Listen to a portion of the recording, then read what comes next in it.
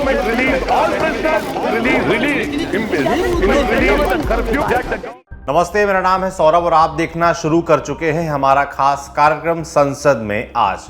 तो आज लोकसभा और राज्यसभा में जो हुआ उसे विस्तार से बताएंगे, लेकिन पहले ये वीडियो देखिए।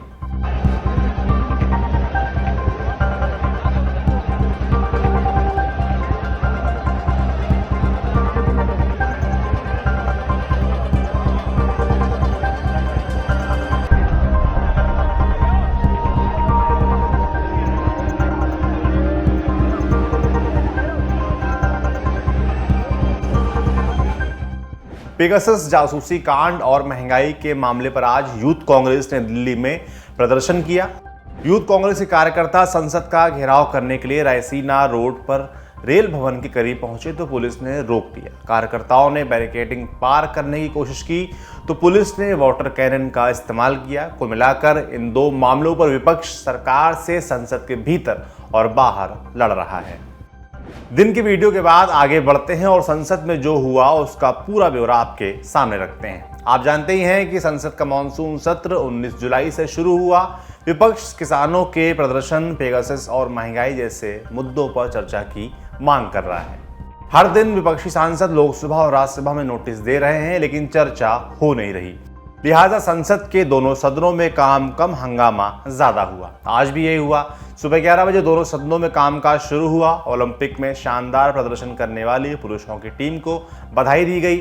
हॉकी टीम के अलावा मुक्केबाज लवलीना को भी सदन में बधाई दी गई। इसके बाद शुरू हुआ विपक्षी सांसदों की नारेबाजी और इस वजह से लोकसभा राज्यसभा के स्थगित होने का सिलसिला भी शुरू हो गया। अब एक एक करके दोनों सदनों की बात कर लेते हैं। 11:30 बजे के आसपास लोकसभा अध्यक्ष ओम बिरला ने सदन की कार्यवाही को दोपहर 12 बजे तक के लिए स्थगित कर दिया। वैसे तो हर रोज ही स्पीकर ओम बिरला सांसदों को संसद की मर्यादा याद दिलाते हैं, लेकिन आज वो कुछ ज्यादा ही नाराज दिखे। देखिए क्या बोले। माननीय सदस्यगण,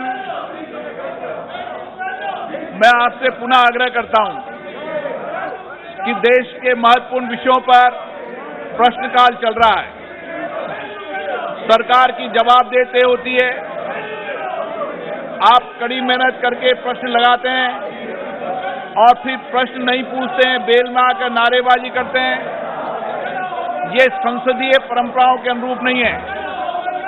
कई दलों के माननीय सदस्य हैं जो बेल में नहीं आते, उनका आचरण, उनका अनुसरण आपको करना चाहिए। देश की जनता चाहती है संसद चले, संसदीय परंपराओं नियमों से चले, लेकिन आप जिस तरीके का व्यवहार कर रहे हैं वो उचित नहीं है। देश की जनता का बार बार मुझसे आग्रह रहता है कि संसद क्यों नहीं चल रही, हमारा करोड़ रुपया खर्च हो रहा है। लोकसभा की कार्यवाही 12 बजे दोबारा शुरू हुई और कुछ ही मिनटों में दोपहर 2 बजे तक के लिए स्थगित कर दी गई। 2 बजे सभा फिर बैठी और कुछ ही देर में शाम 4 बजे तक के लिए स्थगित हो गई। 4 बजे फिर से जुटे तो सदन की कार्यवाही शाम 5 बजे तक के लिए स्थगित कर दी गई। शाम 5 बजे सांसद फिर बैठे तो अगले दिन 11 बजे तक के लिए सभा स्थगित कर दी गई। जो लोकसभा में हुआ वैसा ही कुछ राज्यसभा में भी हुआ। राज्यसभा में सदन शुरू होने को कुछ देर बाद ही जमकर नारेबाजी और शोरगुल शुरू हो गया। हंगामे के बीच नेता प्रतिपक्ष मल्लिकार्जुन खड़गे खड़े हुए। उन्होंने बीजेपी को वो दिन याद दिलवाए जब पार्टी विपक्ष में बैठा करती थी। अभी खड़गे अपनी बात रख ही रहे थे कि सभापति ने सभा की कार्यवाही को 15 मिनट के लिए स्थगित कर दिया। प्रदर्शन करना या यहाँ पर अपनी बात रखने के लिए जो कुछ हम लोग करते हैं वो पार्लियामेंट्री डेमोक्रेटिक वे से ही करते हैं। और इससे पहले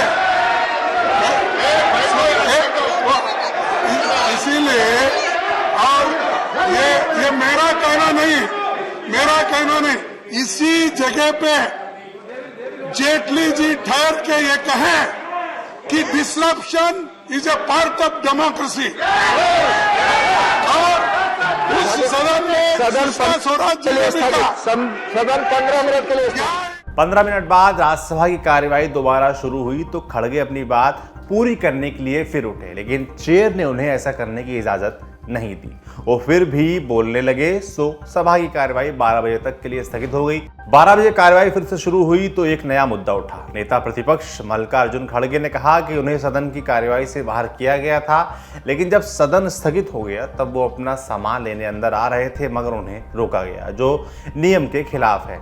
सरकार की तरफ से इस आरोप का जवाब देने के लिए केंद्रीय मंत्री और सदन सत्ता पक्ष के उप नेता मुख्तार अब्बास नकवी ने मोर्चा संभाला। देखिए दोनों नेताओं के बीच क्या बातचीत हुई। सर, जब हाउस अडजर्न हो गया तो वो लोग अंदर आना चाहते थे, लेकिन मैं वहां था, मैं यहां से उधर गुजर रहा था। Please, तो this matter is under consideration of Honorable Chairman. This has been reported. It has Please, no.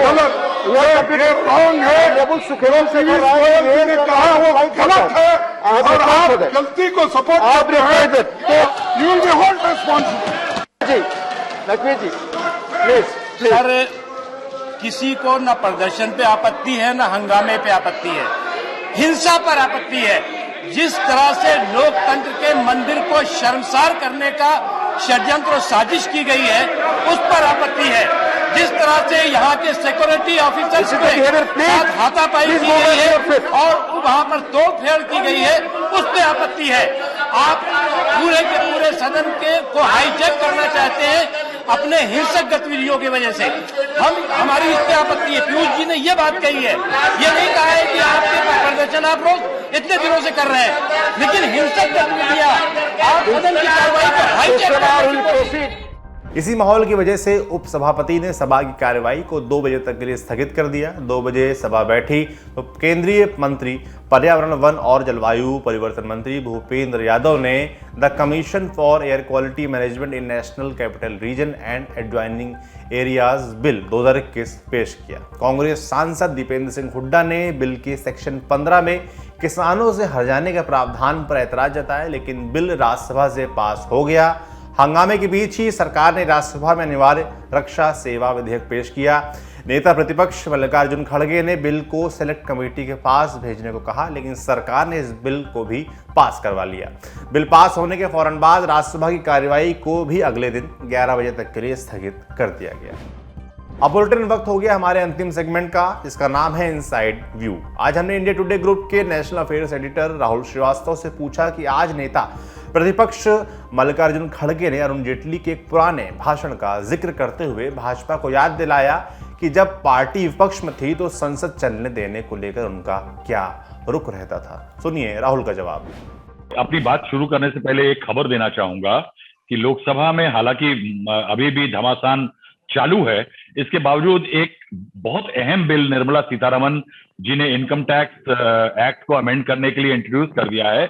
उसके तहत एक रेट्रोस्पेक्टिव टैक्स का मामला कई सालों से विदेशी कंपनियां जो भारत में निवेश करती हैं उनको लेके चल रहा था। इसको लेके थोड़े समय पहले वोडाफोन का झगड़ा हुआ, फिर केन्स कंपनी का झगड़ा हुआ। ये मामला है रेट्रोस्पेक्टिव टैक्स पे कि अगर कोई कंपनी अपना यहां से एसेट डायरेक्टली या इनडायरेक्टली बाहर भेजती है, यानी जो उनकी आय होती है, तो उनपे पुराने समय को आय को लेकर के आज भी टैक्स लगता था। इसको लेकर के तमाम कोर्ट कचहरी में मामला है, यहाँ ही नहीं कि देश में बल्कि विदेश में भी। उसको लेकर के सरकार ने एक बिल लाई है कि ये 28 मई 2012 से पहले डायरेक्ट इनडायरेक्ट जो भी ऐसे मामले हैं उन पे टैक्स की अदायगी की जरूरत नहीं होगी। दूसरा, अगर टैक्स लिया गया है तो सरकार उसकी भरपाई करेगी, टैक्स देगी बिना इंटरेस्ट के, अगर सारे कोर्ट कचहरी के मुकदमे ले लिए जाते हैं।